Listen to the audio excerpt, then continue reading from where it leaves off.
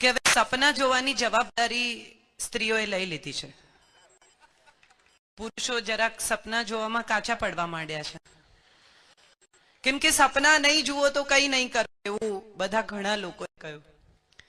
પણ મારી વાત થોડી જુદી એ રીતે છે કે જે સૂચક સાહેબે કહ્યું ને કે એન્ટરટેનમેન્ટ માટે અહીંયા આવ્યા છો એમ, અરે એમણે ભૂલમાં યસ કહ્યું, પણ મેં તો સાચે જ યસ કહેલું. કારણ કે મને ખબર જ નહોતી મારે શું કરવું છે. એટલે કોલેજ તો જવું પડશે. મારી માએ મને કહ્યું કે મહેરબાની કરીને ગ્રેજ્યુએશન તો પૂરું કર, આવું તો કેવી રીતે ચાલશે. સાયન્સમાં 89% આવ્યા 12થમાં. મેં મારા ઘરે જઈને કહ્યું કે મારે તો આર્ટ્સમાં ભણવું છે. એટલે સૌથી પહેલા મારા ઘરમાં તોફાન થયું. પછી હું કોલેજમાં ગઈ, સેન્ટ ઝેવિયર્સમાં એડમિશન માટે. મારું સર્ટિફિકેટ અંદર ગયું, મારી માર્કશીટ. એટલે ફાધર ડાયસ બહાર આવ્યા કે આ કોણ છે એમ. એટલે કહ્યું કે આ બેન છે. એટલે કે આ 89% સાયન્સમાં છે તમારા, અને તમારે આર્ટ્સમાં ભણવું છે? તો હા, સાયન્સમાં તો એટલા માટે હતી કે મારી મમ્મીએ મને એવું કહેલું કે તારા માર્ક નહીં આવે, તને બીક લાગે, એટલે તારે સાયન્સ છોડી દેવું છે. બીક તો કશાય નહીં મને કદી લાગી જ નથી. એ જ મજાની વાત છે. એકચ્યુઅલી હું થોડું થોડું ડરતી હોત ને તો કદાચ થોડી સુખી હોત, એવું મને હવે લાગે છે. પણ મજાની વાત જે મારે તમારી સાથે કરવી છે, સફળતાની, શિખરની, તળેટીની, તો બધું ઠીક છે. અગત્યની વાત એ છે કે નક્કી કોણ કરે કે શિખર એટલે શું. બધાએ કહ્યું કે બધા સફળ છે ને શિખર પર છે ને આમ છે ને. કોણ એવું સર્ટિફિકેટ આપે કે તમે શિખર પર છો કે તમે શિખર પર નથી? બીજા લોકો કે તમે પોતે? આ બહુ અગત્યનો સવાલ છે. તમે બહુ પૈસા કમાઓ છો એટલે તમે સફળ છો? તમને બહુ લોકો વાંચે છે એટલે તમે સફળ છો? તમારી પાસે બહુ સત્તા છે એટલે તમે સફળ છો? તમારી પાસે દરેક ગામમાં એક ઘર છે એટલે તમે સફળ છો? શું છે આ સફળતા જેને આ લોકો ટાઇટલ આપે છે કે આ સફળ માણસ છે, આ શિખર પર છે, આની પાસેથી પ્રેરણા લેવી જોઈએ? ઓકે, બરાબર છે વાત, પ્રેરણા લઈ શકાય. પણ તમારી સૌથી મોટી પ્રેરણા તમે પોતે છો. કોઈ પણ માણસ બીજાનો આઈડિયલ ભાગ્યે જ બની શકે છે. કારણ કે દરેક માણસે પોતાનો સંઘર્ષ પોતાની જાતે પોતાની જગ્યાએ કરવાનો છે. એમને સરદારજી મળ્યા, તમને કદાચ ન પણ મળે. બહુ હું જે આ સમજી શકી છું સફળતા વિશે એ છે. નટવરભાઈ ને નવીનભાઈ મળ્યા, તમને કદાચ કોઈ ન મળે, અથવા તમને 3 નવીનભાઈ મળે, તમારે એક પસંદ કરવા પડે. ડિપેન્ડ્સ તમારે શું કરવું છે જિંદગીમાં. હું મારી વાત કરું છું ત્યારે મને એક વાત એવી ચોક્કસ સમજાય છે કે જે કંઈ કર્યું ને મેં પૂરા દિલથી કર્યું છે. હું હારી છું ને તો પણ પૂરા દિલથી હારી છું. I have chosen without regrets. આ વાક્ય મને મારા વિશે બહુ ગમે છે કે મેં જે પસંદગી કરી એનો મને કદી અફસોસ નથી થયો. હા, પસંદગી કરતા પહેલા મેં ચોક્કસ વિચાર્યું છે, 1 વાર, 2 વાર, 3 વાર. નોટમાં લખ્યું છે ઘણી વાર કે હું આમ કરીશ તો આમ થશે ને આમ કરીશ તો આમ થશે. હવે આ બેમાંથી મારે શું કરવું છે એ બહુ અગત્યનું છે. અને દુનિયામાં દરેક વસ્તુ તમે જે પણ કરશો એની કિંમત છે. મૂલ્ય નથી કહેતી હું, કિંમત કહું છું. પ્રાઇસ ટેગ લખેલો છે દરેક વસ્તુ પર. કોઈક વાર આપણને વંચાય છે, કોઈક વાર આપણને નથી પણ વંચાતો. ખરીદી લીધા પછી સમજાય છે કે આ તો બહુ ભયાનક મોંઘું છે. એ સ્વતંત્રતા છે, સફળતા છે, સત્ય છે. મારી પ્રામાણિકતા વિશે હવે બધા બહુ ખુશ છે.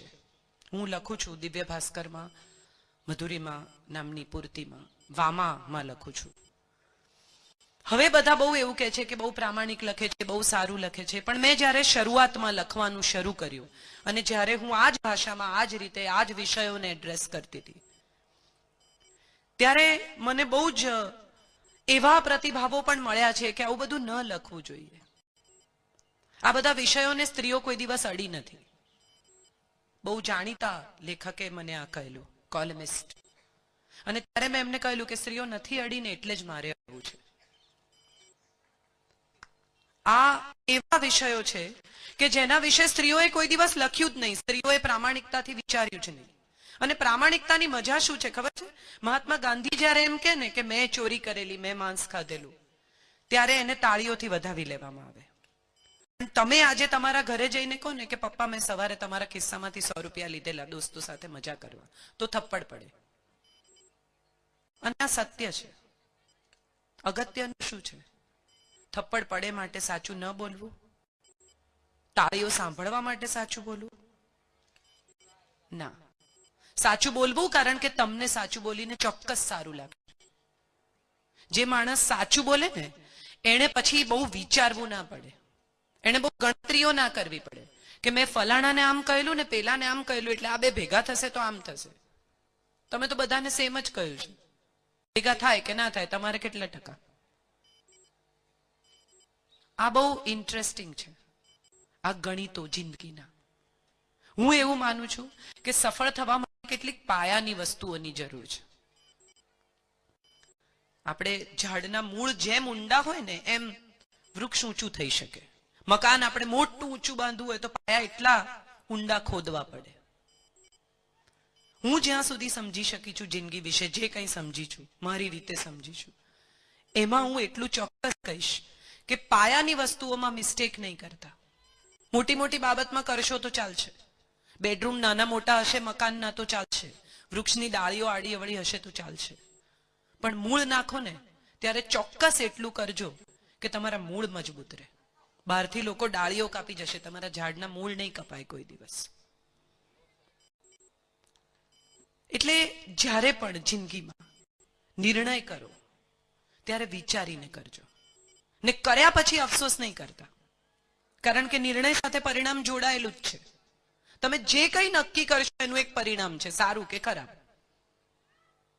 સારું મળે તો બહુ સારું, પણ ખરાબ મળે તો પણ એ નિર્ણય તમારો પોતાનો હતો, એ બહુ અગત્યનું છે. જાતે નક્કી કરજો. બીજા લોકો શું કરે છે માટે આપણે કરવું? મારો આખો ક્લાસ ડોક્ટર થાય છે માટે હું પણ હવે આ માર્કશીટ સાથે મેડિસિનમાં જાઉં ને મારી જિંદગીના 7 વર્ષ એમાં નાખી દઉં? જે ડોક્ટર થયા પછી હું જિંદગીમાં ક્યારેય સુખેથી પ્રેક્ટિસ નથી કરી શકવાની એની મને ખબર છે તો પણ ના. ત્યારે કદાચ વિરોધ થાય, ત્યારે કદાચ લોકો તમને એમ કહે કે તમે ખોટા છો, પણ લોકો શું કહે છે એના કરતા તમારું મન શું કહે છે એ બહુ અગત્યનું છે. કારણ કે અલ્ટિમેટલી તમારી જોડે તમારું મન આવશે, અને તમે શિખર પર છો કે નહીં એ નક્કી પણ તમારું મન જ કરશે. બહુ લોકો તમને તાળીઓથી વધાવી લેશે, બહુ લોકો તમને એવું કહેશે કે તમે બહુ સફળ છો, પણ ઘરે પાછા જઈને અરીસામાં જોશો ત્યારે કદાચ તમને એવું લાગે કે ના, આ તો મારે નહોતું કરવું, આ તો મને જોઈતું જ નહોતું, આને માટે મેં આટલા વર્ષ વેડફ્યા, તો શું ફાયદો? બધું જ મળ્યા પછી પણ કશું ના મળે, શું અર્થ છે? અને એક બહુ અગત્યની વાત છે કે વિકાસ છે ને અથવા ગતિ, આ બંને બહુ વિચિત્ર શબ્દો છે. તમે કેટલો વિકાસ કર્યો છે અથવા તમારી ગતિ કેટલી છે અથવા તમે ક્યાં પહોંચી ગયા છો એ નક્કી કરવા માટે ક્યારેય પણ એનું થર્મોમીટર, બેરોમીટર, સ્પીડોમીટર બીજા માણસના હાથમાં નહીં આપતા, કેમ કે એ તમને દોડાવ્યા જ કરશે. એને એવું જ લાગશે કે તમે નથી પહોંચ્યા, હજી બાકી છે, હજી તો બહુ બધું કરવાનું બાકી છે.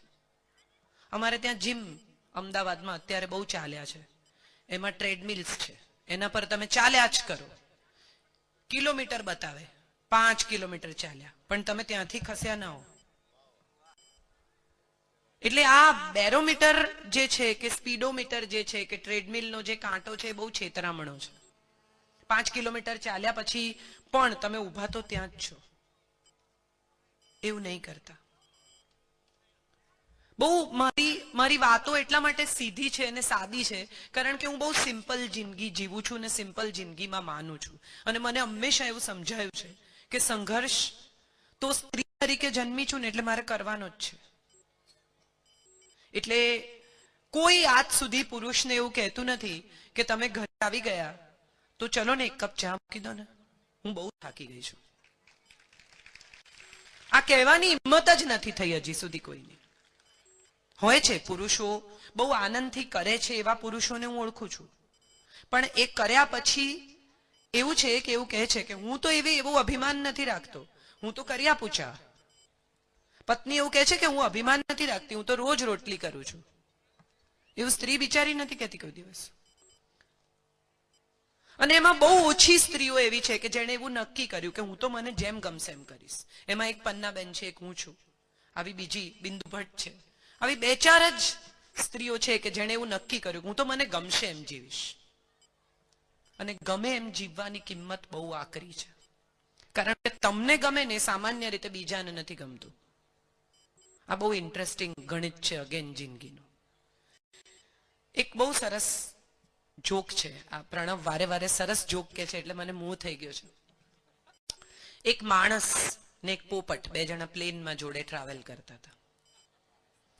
પછી માણસ જોયા કરે પોપટને. પોપટ આવતી જતી એર હોસ્ટેસને આંખો મારે, સિસોટીઓ મારે, બોલાવે. માણસને એમ થયું કે આપણે રહી ગયા યાર, આટલો પોપટ જેવો પોપટ કરી જાય ને આપણાથી ના થાય.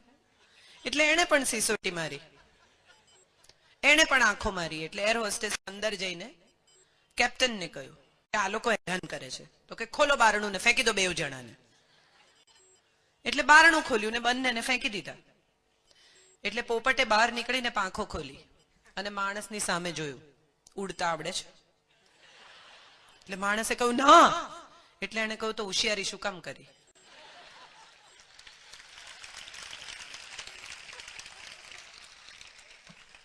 એટલે ઉડતા આવડે ને તો જ હોશિયારી કરવાની, બાકી નહીં કરવાની. અને ઉડતા શીખવા માટે આકાશ બહુ જરૂરી છે. ઘરમાં નહીં ઉડી શકો, ગોળ ગોળ ઉડી શકાય.